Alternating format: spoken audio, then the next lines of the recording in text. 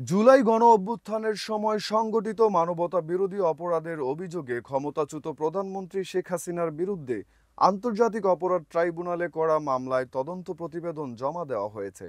আজ সোমবার ট্রাইব্যুনালের চিফ প্রসিকিউটর কার্যালয়ে এই প্রতিবেদন জমা দিয়েছে তদন্ত সংস্থা। দুপুরে ট্রাইব্যুনালে সংবাদ সম্মেলনে করা চিফ প্রসিকিউটর মোহাম্মদ তাজুল ইসলাম সাংবাদিকদের এই তথ্য জানিয়েছেন। শেখ হাসিনার পাশাপাশি এই মামলায় সাবেক স্বরাষ্ট্রমন্ত্রী আসাদুজ্জামান খান ও গণ অভ্যুত্থানের সময়কার আইজিপি চৌধুরী আবদুল্লাহ আল মামুনকে আসামি করে তদন্ত প্রতিবেদন দাখিল করা হয়েছে।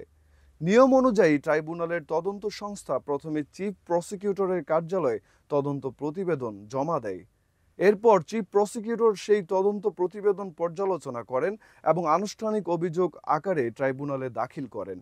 গত বছর গণ অভ্যুত্থানের মুখে আওয়ামী লীগ সরকারের পতনের পর আন্তর্জাতিক অপরাধ ট্রাইব্যুনাল পুনর্গঠন করা হয়। পুনর্গঠিত ট্রাইব্যুনালে গণ অভ্যুত্থানের সময়ের মানবতা বিরোধী অপরাধের অভিযোগে প্রথম মামলাটি হয় শেখ হাসিনার বিরুদ্ধে।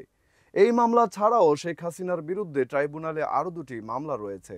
এর মধ্যে একটি মামলায় আওয়ামী লীগের শাসনামলে 15.5 বছরে গুম খুনের ঘটনায় তাকে আসামি করা হয়েছে।